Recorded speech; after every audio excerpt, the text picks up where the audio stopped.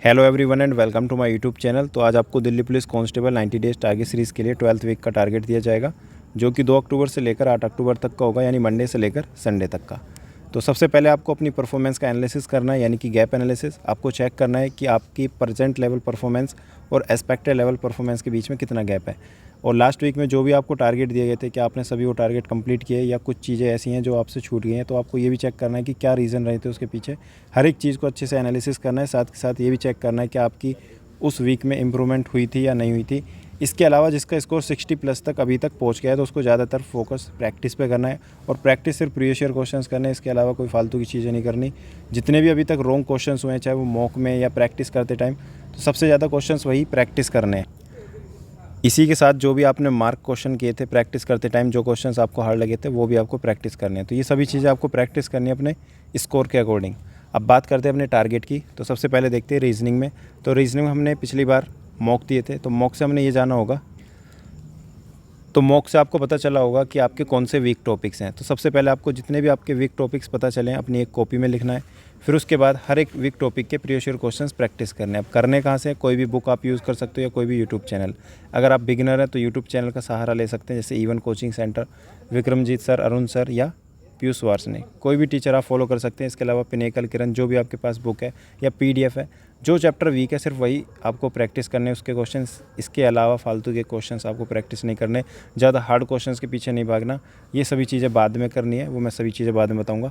अब बात करते हैं मैथ की। तो मैथ में एक सेक्शनल मॉक देना है, ठीक है। अभी तक हम सिलेबस कंप्लीट कर चुके हैं। अब डेली क्या करना है? डेली एक सेक्शनल मॉक देना है और साथ के साथ प्रीवियस ईयर क्वेश्चंस प्रैक्टिस करने हैं। प्रीवियस ईयर क्वेश्चंस प्रैक्टिस कौन से चैप्टर के करने हैं? जब आप एक मॉक दोगे टेक्स्ट बुक पर सेक्शनल, ठीक है, 15 क्वेश्चन होंगे उसमें, तो टेक्स्ट बुक पर सेक्शनल मॉक देना है। फिर उसको एनालिसिस करना है, उसमें देखना है कि वीक टॉपिक कौन सा है। जब आपको पता चलेगा कि ये मेरा वीक टॉपिक है, चाहे वो कंपाउंड इंटरेस्ट हो चाहे सिंपल इंटरेस्ट हो, फिर आपको क्या करना है? उसी के प्रीवियस ईयर क्वेश्चंस प्रैक्टिस करने हैं। ऐसा नहीं है कि डेली आप हर एक चैप्टर के प्रीवियस ईयर क्वेश्चंस प्रैक्टिस करने लग जाओ। आपको अपने वीक टॉपिक पहचानने, फिर उसके ही प्रीवियस ईयर क्वेश्चंस प्रैक्टिस करने हैं। अब करने कहाँ से है? कोई भी बुक जो आप अभी तक यूज़ कर रहे हो, सेम वही बुक यूज़ करनी है। इसी के साथ अभी तक जो भी चैप्टर आपने पढ़े हैं, आपको पता चला कि मेरा CI वीक है, तो सबसे पहले आपको CI के नोट्स पढ़ने हैं, ठीक है, उसके फॉर्मूले, उसके कॉन्सेप्ट, जो भी चीज़ें हैं। फिर उसके बाद प्रीवियस ईयर क्वेश्चंस प्रैक्टिस करने हैं। तो इतना काम करना है एक हफ्ते के अंदर, अपने वीक एरियाज़ पे फोकस करना है। अब लास्ट के जितना भी टाइम आपके पास बचा है, सबसे ज़्यादा फोकस सिर्फ रिवीजन और जो आपके वीक टॉपिक्स हैं, यानी अपने वीक एरियाज़ पे फोकस करना है। इसके अलावा बात करते हैं GK की। तो अब हमारा GK का पूरा सिलेबस कंप्लीट हो चुका है। तो अब हमारा मेन फोकस होगा करंट अफेयर, स्टैटिक, और जितना भी हमने अभी तक सब्जेक्टिव कवर किया है उसके प्रीवियस ईयर क्वेश्चंस की प्रैक्टिस करेंगे। तो मंडे, ट्यूसडे, ये 2 दिन आपको जून के करंट अफेयर को देना है। फिर इसके बाद वेडनेसडे, थर्सडे ये आपको मई के करंट अफेयर के लिए देना है। और इसके बाद फ्राइडे, सैटरडे ये आपको अप्रैल के करंट अफेयर के लिए देना है। और जब आता है संडे, तो आपको ये दिन बैकअप डे के लिए देना है, ठीक है। इसमें आप जो भी आपका काम छूट जाता है वो आपको यहाँ पे कंप्लीट करना है। सोर्स आप इंडोलॉगस, रवि GS, या जो भी आप फॉलो करना चाहते हैं, चाहे खान सर हो या स्टडी IQ 300 MCQ, या जो भी आपके पास बुक है, चाहे स्पीड हो, किसी को भी आप फॉलो कर सकते हैं। पर सबसे ज़्यादा जो इम्पोर्टेंट बात है वो आपको ये जाननी है कि PDF ही यूज़ करनी है। ऐसा नहीं कि यूट्यूब पर वीडियो देखोगे, लास्ट टाइम में वीडियो नहीं देखनी, टाइम वेस्ट होगा। तो करंट अफेयर डायरेक्ट ही समझ में आ जाएंगे। तो आपको क्या करना है? सिर्फ रीड करने हैं। एक बार रीड करने के बाद दोबारा रीड करना है। उसमें कुछ ऐसे करंट अफेयर होंगे जो आपको एक बार में समझ में आ जाएंगे, पर कुछ ऐसे हैं जो आप बार बार भी पढ़ोगे तब भी समझ में नहीं आएंगे। वो सभी चीज़ें हम सुपर 100 करंट अफेयर बाय आबाद सर की जो PDF आती है मतलब 6 महीने की, वहाँ से आप कंप्लीट कर सकते हो।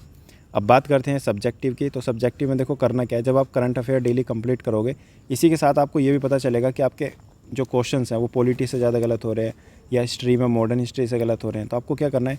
उसी टॉपिक के आपको प्रीवियस ईयर क्वेश्चन प्रैक्टिस करने हैं। जैसे आपको पता चला कि यार मैं हर बार आर्टिकल्स बोल रहा हूँ, ठीक है, या मॉडर्न हिस्ट्री के मैं क्वेश्चंस गलत कर रहा हूँ, तो आपको क्या करना है? मॉडर्न हिस्ट्री के ही प्रीवियस ईयर क्वेश्चंस प्रैक्टिस करने हैं, ठीक है।